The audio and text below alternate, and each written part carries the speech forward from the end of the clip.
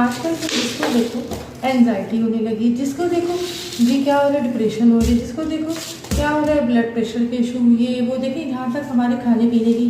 عادات ہیں اس سے تو ہے ہی تعلق اس کا کہ جی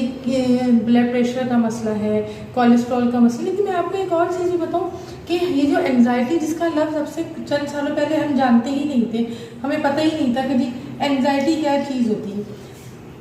ہم اپنے معاملات کو خود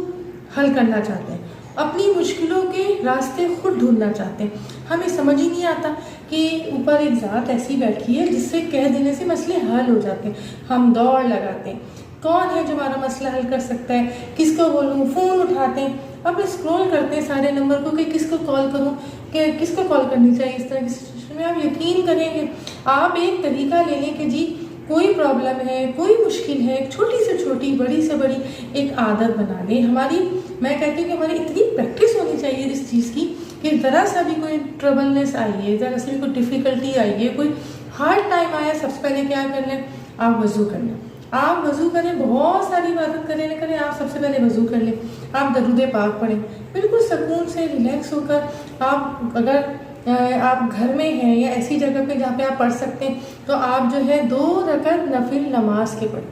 تحیۃ الوضو پڑھ لیں، اور اس کے بعد آپ 2 رکعت صلاۃ الحاجات پڑھ لیں، صلاۃ توبہ کی نیت کر لیں اور صلاۃ الحاجات کی آپ نے یہ 2 رکعت پڑھنی ہے، اور اس کے بعد اللہ سے خوب خشوع و خضوع کے ساتھ اللہ کی حمد و ثنا کر کے اور خوب ہی خشوع و خضوع کے ساتھ اللہ سے دعا کریں۔ آپ یقین جانیے اللہ سبحانہ تعالیٰ آپ کو ایسے راستے دے گا کہ آپ خود حیران رہ جائیں گے۔ اللہ قرآن میں کیا کہہ رہے ہیں؟ اللہ قرآن میں کہہ رہے ہیں، سورہ طلاق کی ابتدائی آیات ہیں، بسم اللہ الرحمن الرحیم، وَمَن يَتَّقِ اللَّهَ يَجْعَل لَّهُ مَخْرَجًا وَيَرْزُقْهُ مِنْ حَيْثُ لَا يَحْتَسِبُ وَمَن يَتَوَكَّلْ عَلَى اللَّهِ فَهُوَ حَسْبُهُ إِنَّ اللَّهَ بَالِغُ أَمْرِهِ قَدْ جَعَلَ اللَّهُ لِكُلِّ شَيْءٍ قَدْرًا۔ اور ان کا مفہوم دیکھیں کتنا پیارا ہے کہ جو شخص اللہ پہ بھروسہ کرے گا، اللہ اس کے